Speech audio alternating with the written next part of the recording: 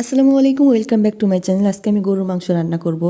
ঘরে থাকা মশলা দিয়ে কিভাবে বিয়েবাড়ির সাথে গরুর মাংস রান্না করতে হয়, আমি সেই রেসিপিটা আজকে আপনাদের সাথে শেয়ার করব। রেসিপিটা ভালো লাগলে একটা লাইক দিবেন, একটা সাবস্ক্রাইব করবেন, একটা কমেন্ট করবেন। তো আমি রান্না করতে নিয়ে গেছি। আমি এখানে 1.5 কেজি গরুর মাংস নিয়েছি, আর একেবারে ফ্রেশ গরুর মাংস নিয়েছি। টাটকা গরুর মাংস হলে এই রান্নাটা খুব সহজেই ভালোভাবে করা যায়। আর আমি পরিমাণ মতো দিয়ে দিলাম পেঁয়াজ কুচি দিয়ে দিলাম। পেঁয়াজ কুচি দেওয়ার পর আমি একে একে সব মশলাগুলো দিয়ে দিচ্ছি। প্রথমে আমি দিয়ে দিলাম লবণ, স্বাদ মতো লবণ দিয়ে দিব। আমি কিন্তু চুলা ধরাই নাই, আগে মশলাগুলো দিয়ে মাংসগুলো ম্যারিনেট করব, তারপরে রান্না করব। আমি লবণের পরিমাপটা বললাম না, যেমন লবণ লাগবে আমি সেই পরিমাপে লবণটা দিয়ে দিলাম। এবার আমি দিয়ে দিব, আমি ছোটো চা চামচ দিয়ে 2 চামচ উঁচু করে আমি ধনিয়ার গুঁড়া দিয়ে দিলাম। আর গরু মাংসের ভিতরে অবশ্যই ধনিয়ার গুঁড়া দেওয়ার চেষ্টা করবেন, তাহলে খেতে অনেক ভালো লাগবে। আমি এবার ভিতরে দিয়ে দিচ্ছি আদা রসুন বাটা। আমি আদা যতটুকু নিয়েছি, রসুনও ঠিক ততটুকুই নিয়েছি। আমি সম পরিমাণে আদা রসুন বাটা উঁচু করে 1 চামচ দিয়ে দিলাম। এবার আমি দিয়ে দেবো জিরা বাটা একটু আদা রসুন হচ্ছে একটু বেশি দিব। আমি আদা রসুন বাটা দিয়েছি 1 চামচ। ধরেন 1 চামচ যদি আদা রসুন বাটা দেন, তাহলে 1.5 চামচ দিতে হবে জিরা বাটা।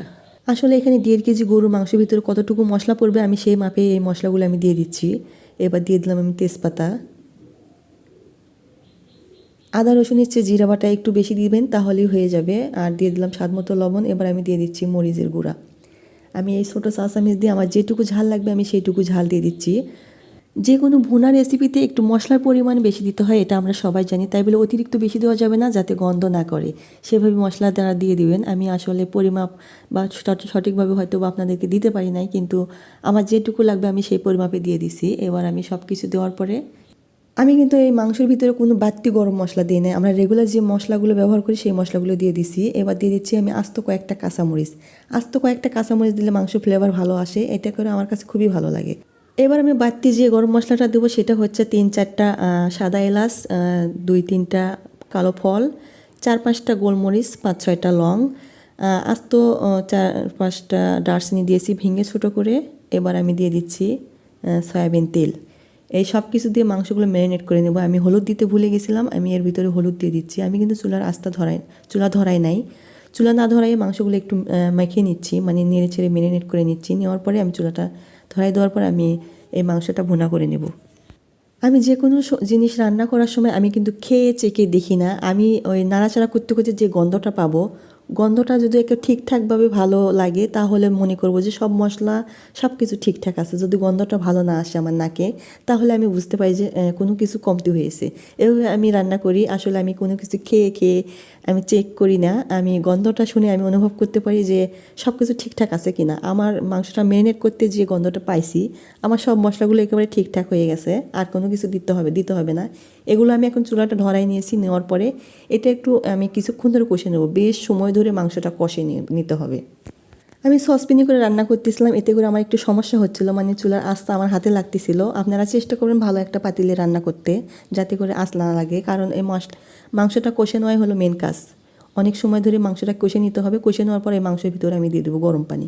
কোনো প্রকার ঠান্ডা পানি দেবো না। আর মাংসের পানিটা দিয়ে দেবো একেবারে কম, বেশি দেবো না। যখন আপনারা গ্যাসে রান্না করবেন কিংবা চুলায় রান্না করবেন, পানির পরিমাণ কম দিলে, অল্প আঁচে রান্না করলে মাংসটা সিদ্ধ হয়।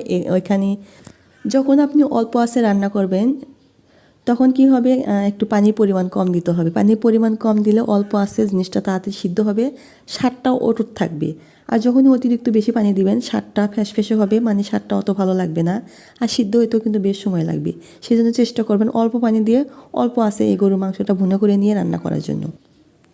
আমি গরুর মাংস কিন্তু অনেক সময় ধরে ভুনা মানে কষে নিয়েছি। কষে নেওয়ার পর ভিতরে দিয়ে দিচ্ছি আমি গরম পানি। এই তো গরম পানি দিয়েছি। দেখেন আমি পানির পরিমাণ কিন্তু খুবই কম দিয়েছি। দেওয়ার পরে চুলার আঁচ একেবারে লোতে রেখে, মানে লো মানে না, মিডিয়াম রেখে আমি কিছুক্ষণ ধরে রান্না করব। যতক্ষণ পর্যন্ত পানির ঝোলটা টেনে না আসতেছে, যতক্ষণ পর্যন্ত মাংসটা সিদ্ধ না হচ্ছে, ততক্ষণ পর্যন্ত ঘন ঘন নেড়ে চেড়ে রান্না করতে হবে। আর কোনো কিছু দেওয়ার দরকার নেই। শেষে একটা আলাদা কড়াইয়ে একটু তেল, একটা পেঁয়াজ বেরেস্তা করে ভেজে এই মাংসের উপরে দিয়ে দিলে মাংস রান্না করা কমপ্লিট। আর কোনো কিছু লাগবে না। এই তো আমার মাংস রান্না করা হয়ে গেছে। আসলে ক্যামেরা আমার এমন গরম হয়ে গেছিলো, কোনোভাবে অন করতে পারছিলাম না। সেই জন্য শেষের পার্টটা আমি দেখাই নাই, কিন্তু আমি বলে দিয়েছি এইভাবে যদি গরুর মাংস রান্না করেন, তাহলে বিয়েবাড়ির স্বাদকে হার মানাবে। ধন্যবাদ সবাইকে এতক্ষণ ধরে আমার সাথে থাকার জন্য। তো আজকের মতো এই পর্যন্ত বিদায় নিচ্ছি। আল্লাহ হাফিজ, আসসালামু আলাইকুম।